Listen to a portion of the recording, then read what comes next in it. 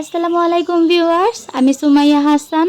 আপনাদের সবাইকে স্বাগত জানাচ্ছি নতুন আরেকটি দিনের আরেকটি ব্লগ দেখার জন্য। আশা করছি যে যেখান থেকে আমার আজকের ভিডিওটি দেখছেন সবাই আল্লাহর রহমতে ভালো আছেন, সুস্থ আছেন। আমরাও আলহামদুলিল্লাহ আল্লাহর রহমতে বেশ ভালো আছি।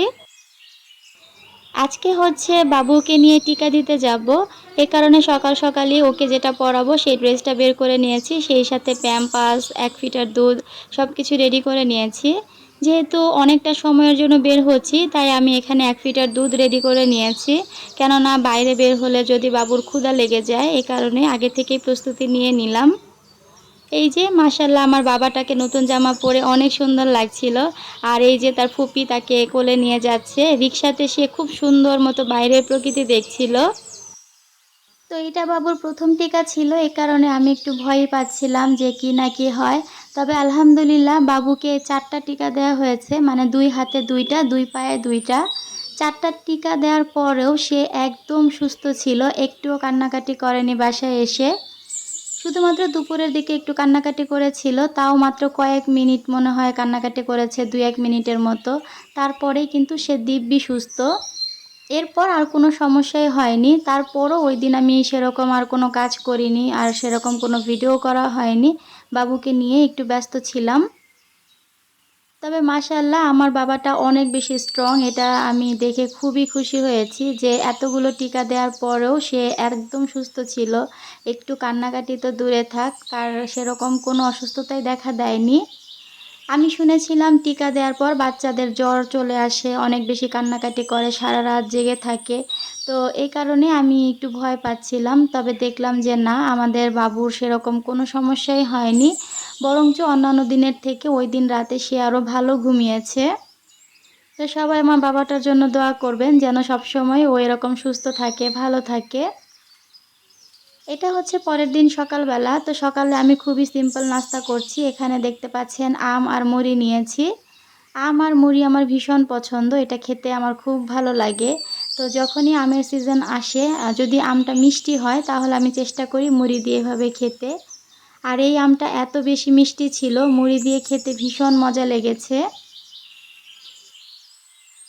তো সকালে আম মুড়ির সাথে আমি 1 কাপ চা নিয়েছি। আর মজার ব্যাপার হচ্ছে এই চাটা কিন্তু আমি বানাইনি, আমার শ্বশুর আব্বু আমার জন্য বানিয়ে রেখেছে, সেটাই আমি এখন গরম করে নিয়েছি। আব্বু সবসময় চা বানালে 2 কাপ করে বানায়, 1 কাপ নিজের জন্য, 1 কাপ আমার জন্য। সবসময় তো ছেলের বউরা চা বানিয়ে শ্বশুর শাশুড়িকে খাওয়ায়, আর আমার বেলা পুরাই উল্টা, আমার শ্বশুর উল্টা আমাকে চা বানিয়ে খাওয়ায়। তো আব্বুর হাতে চা বেশ ভালোই লাগে খেতে। সকালে নাস্তা শেষ করে এখানে আমি খুব দরকারি একটা জিনিস বানাতে চলে এসেছি। সেটা হচ্ছে নার্সিং যে পিলোটা, সেটা আমি বানাবো। ছবিতে দেখে নিশ্চয়ই বুঝতে পারছেন আমি কি বানাতে যাচ্ছি। এটা আসলে আমি অনলাইনে অর্ডার করতে চেয়েছিলাম। অনলাইনে এটার প্রাইস আমার কাছে চেয়েছে 650 টাকা, আর গাজীপুর ডেলিভারি চার্জ হচ্ছে 100 টাকা। তো টোটাল এটা কিনতে হলে আমাকে এখন 750 টাকা খরচ করতে হবে। তো আমার কাছে মনে হলো বাবুর বয়স অলরেডি 2 মাস হয়ে গেছে, এটা বড়জোর আমার আর 4 মাস কি 5 মাসের মতো কাজে লাগবে। অযথা 4-5 মাসের জন্য এত টাকা দিয়ে একটা জিনিস কিনে লাভ নেই। আর এটা যেহেতু খুবই সহজ বানানো, তো আমি এটা বাসায় চাইলে বানিয়ে নিতে পারি। এ কারণেই আমি সকাল সকাল পুরাতন একটা বিছানার চাদর নিয়ে নিয়েছি। আর সেটাকেই দেখতে পাচ্ছেন আগে আমি এঁকে নিয়েছি যে কিভাবে বানাবো, তারপর সেই অনুযায়ী কেটে নিচ্ছি। এটা বানানো কিন্তু খুবই ইজি, অথচ দেখেন এই সিম্পল একটা জিনিস আমাদের কিনে আনতে গেলে 750 টাকা খরচ করতে হবে। 750 টাকার জিনিস আমি একদম 0 টাকাতে বানিয়ে নিলাম বাসাতে। আপনারা চাইলে কিন্তু এভাবে নার্সিং পিলো বানিয়ে নিতে পারেন।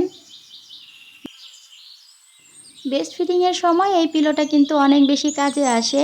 তো এটা কিন্তু অনেকেই অনলাইন থেকে কিনেছেন, অনেকে এটার সাথে পরিচিত।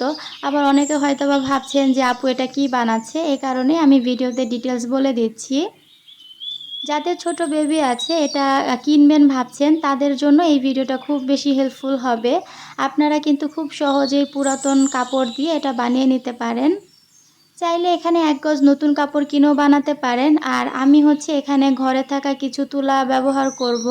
আপনাদের বাসাতে যদি তুলা না থাকে সেই ক্ষেত্রে লেপ তোশক বানানোর যে দোকানগুলো থাকে ওখানে গিয়ে জাস্ট 100 টাকার তুলা কিনে আনলেই কিন্তু খুব সুন্দর মতো এই বালিশটা বানাতে পারবেন। এটার দুই পাশে দুটো ফিতার মতো থাকে। অনলাইনে যেটা ছিল ওইটার দুই পাশে দুইটা বেল্ট ছিল। তো আমার কাছে তো আর বেল্ট নেই, এই কারণে আমি এই অংশটা কেটে নিচ্ছি। চাদরের এই অংশটা বেশ শক্ত, এটা দিয়ে দুই পাশে আমি দুইটা ফিতা দিয়ে দিব, মানে বেল্টের কাজ করবে। বিছানার চাদরটা নিয়েছি কারণ এই কাপড়টা বেশ মোটা, এটা দিয়ে বানালে খুব বেশি মজবুত হবে। যদি আমি জামার কোনো কাপড় দিয়ে বানাতে যেতাম তাহলে কিন্তু কাপড়টা একদমই পাতলা লাগতো। যেহেতু এটার উপর বাবুকে বসানো হবে তো সে কারণে আমি একটু মজবুত কাপড় নিয়েছি। আপনারা চেষ্টা করবেন একটু শক্ত টাইপের কাপড় ইউজ করতে, এতে করে পিলোটা বেশ ভালো হবে। এটা সেলাই মেশিন দিয়ে সেলাই করলে মাত্র 2 মিনিটেই রেডি হয়ে যেত। তবে আমাদের বাসায় সেলাই মেশিনটা নষ্ট হয়ে গেছে, এই কারণে আমি পুরোটা হাতেই সেলাই করে নিব। ফিতাটাকে আমি কিভাবে সেট করছি আপনারা দেখেই নিশ্চয়ই বুঝতে পারছেন। অনেকের কাছে হয়তোবা 750 টাকা খুব আহামরি টাকা মনে হচ্ছে না, বা আপনারা হয়তোবা ভাবছেন 750 টাকা বাঁচানোর জন্য এত কষ্ট করার কি দরকার। আসলে এখানে টাকাটা ফ্যাক্ট না, ফ্যাক্ট হচ্ছে আপনি আপনার প্রতিভাটাকে কতটুকু কাজে লাগাতে পারছেন। চাইলেই 750 টাকা দিয়ে এটা অনলাইন থেকে কিনে আনা যায়, সেটা অনেক বেশি সহজলভ্য। তবে আপনি নিজে হাতে বানিয়ে যে জিনিসটা ব্যবহার করবেন সেটা আপনার কাছে অনেক বেশি ভালো লাগবে। আমি সবসময় চেষ্টা করি যে জিনিসটা আমি নিজে বানিয়ে ইউজ করতে পারবো সেটা নিজেই বানিয়ে ব্যবহার করতে। আর যদি মনে হয় যে এই জিনিসটা আমার পক্ষে বানানো সম্ভব না, এটা অনলাইন থেকে কিনতে হবে বা দোকান থেকে কিনতে হবে, সেই ক্ষেত্রে অবশ্যই সেটা কিনে আনার চেষ্টা করি। তবে এই যে পিলোটা দেখতে পাচ্ছেন, এটা যেহেতু আমি নিজে হাতেই বানাতে পারবো সে কারণে আমার মনে হয়েছিল অযথা 750 টাকা খরচ করার কোনো মানেই হয় না। আর এটা বানাতে কিন্তু আমার খুব বেশি সময়ও লাগেনি, খুব অল্প সময়ের মধ্যে হয়ে গিয়েছিল। যেহেতু আমি হাতে সেলাই করে বানিয়েছি এ কারণে এটা পুরো কমপ্লিট করতে আমার ঘন্টাখানেক সময় লেগেছে। তবে আপনারা যদি সেলাই মেশিন দিয়ে করেন সেক্ষেত্রে এটা বানাতে বড়জোর 15 থেকে 20 মিনিটের মতো সময় লাগবে। কভারটা কিন্তু বানানো হয়ে গেছে, দেখতেই পাচ্ছেন মাঝের অংশটা আমি ফাঁকা রেখেছি, এখান দিয়েই আমি তুলোটা দিব। আমার কাছে তুলার পরিমাণ একটু কম ছিল, এ কারণে দুই পাশের যে অংশটা সেখানে আমি পুরাতন কাপড় দিয়ে দিচ্ছি।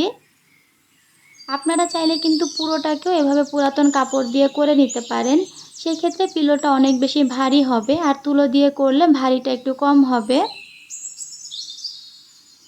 এই দুই পাশের চিকন অংশটা যেহেতু দুই সাইডে থাকবে এটার উপর তো বাবু বসবে না, এ কারণে আমি এখানে কাপড় দিয়ে দিচ্ছি। আর মাঝের অংশটাতে আমি তুলা ব্যবহার করছি যেন একদম সফট হয়। যারা ভিডিওর শুরু থেকে এই পর্যন্ত আমার সঙ্গে আছেন কিন্তু একটা লাইক দিতে ভুলে গেছেন তাদেরকে রিকোয়েস্ট করব প্লিজ ভিডিওতে একটা লাইক দিয়ে দিবেন। আপনি যদি আজই প্রথম আমার ভিডিওটি দেখে থাকেন আর ভিডিওটি দেখার পর কোথাও কোনো অংশ ভালো লেগে যায় তাহলে অনুরোধ করব চ্যানেলটিকে সাবস্ক্রাইব করে আমার সঙ্গেই থাকবেন। যারা অলরেডি আমার চ্যানেলটি সাবস্ক্রাইব করে প্রতিনিয়ত আমাকে সাপোর্ট করে যাচ্ছেন তাদের সবাইকে জানাচ্ছি অসংখ্য ধন্যবাদ। তো কথা বলতে বলতে দেখতেই পাচ্ছেন দুই পাশে কিন্তু আমি কাপড় দিয়ে দিয়েছি। আর এই যে আমার কাছে এই তুলাগুলো ছিল তো সেগুলোই এখন আমি মাঝের অংশে দিয়ে দিচ্ছি। অবশ্যই অনেক বেশি পরিমাণে তুলো দিতে হবে যেন এটা একদম দেবে না যায়। যদি অল্প তুলো ব্যবহার করা হয় সেক্ষেত্রে কিন্তু পিলোটা সুন্দর হবে না। তো আমার কাছে যেটুকু তুলো ছিল সবটা কভার হয়ে গিয়েছিল, আর এখন হচ্ছে মাঝের যে ফাঁকা অংশটা আমি রেখেছিলাম সেটাকে কভার করে দিব। আপনারা যদি পুরো পিলোটা মেশিনে সেলাই করেন সেক্ষেত্রেও কিন্তু এই অংশটা হাতেই সেলাই করতে হবে, এটা মেশিনে সেলাই করা যাবে না। এই কারণে দেখতেই পাচ্ছেন আমি ভালো করে টেনে এটাকে সেলাই করে দিচ্ছি। এই কাজটা একটু টেনেই করতে হবে যেহেতু পুরোটা তুলো দিয়ে ভরা, এ কারণে খুব সহজে সেলাই হচ্ছিল না, তাই ভালো করে চেপে ধরে এটাকে সেলাই করে নিচ্ছিলাম। আর ভিডিওতে দেখে নিশ্চয়ই বুঝতে পারছেন কত সুন্দরভাবে পিলোটা হয়ে গেছে। আর এটা কিন্তু বানানোর পর এত বেশি ভালো লাগছিল, অনলাইনে আমি ছবিতে যেরকমটা দেখেছিলাম ঠিক সেরকমটাই আমি বানানোর চেষ্টা করেছি। আর আলহামদুলিল্লাহ সেরকমটাই হয়েছে, দেখতেই পাচ্ছেন পিলোটা খুব সুন্দর হয়েছে। আর এটা আমি ব্যবহার করেও বেশ আরাম পাচ্ছি। মানে এটার উপর বাবুকে বসিয়ে ফিডিং করাতে অনেক বেশি সুবিধা হচ্ছিল। সেই সাথে দেখতেই পাচ্ছেন ২ পাশে ২ টা ফিতা দিয়ে দিয়েছি। তো এখন আমি আপনাদেরকে এটা একটু ব্যবহার করে দেখাচ্ছি। এই যে এভাবে বসে এটাকে জাস্ট এরকম করে পেছনে ফিতাটা বেঁধে দিলেই কিন্তু হয়ে যাবে। তারপর এখানে সুন্দর মতো বাবুকে বসিয়ে আপনারা ফিডিং করাতে পারবেন। যে সকল আপুদের আমার মতো নতুন বেবি হয়েছে তারা কিন্তু সহজে এটা বাসায় বানিয়ে নিতে পারবেন। একদম বিনামূল্যে এত সুন্দর একটা জিনিস আপনারা বানিয়ে নিতে পারবেন। তো এই যে বাবুকে রেখেও আমি আপনাদেরকে দেখিয়ে দিচ্ছি। আর পুরো ভিডিওটা দেখলে নিশ্চয়ই আপনারা বুঝে গেছেন যে কত সহজে একদম জিরো বাজেটে আমি নার্সিং পিলো বানিয়ে নিলাম। আপনারাও চাইলে খুব সহজে এভাবে নার্সিং পিলো বাসায় বানিয়ে নিতে পারবেন। ভিডিওটি কেমন লেগেছে অবশ্যই একটা কমেন্ট করে জানাতে ভুলবেন না। আজ এখানেই বিদায় নিচ্ছি। সবাই ভালো থাকবেন, সুস্থ থাকবেন। আল্লাহ হাফেজ।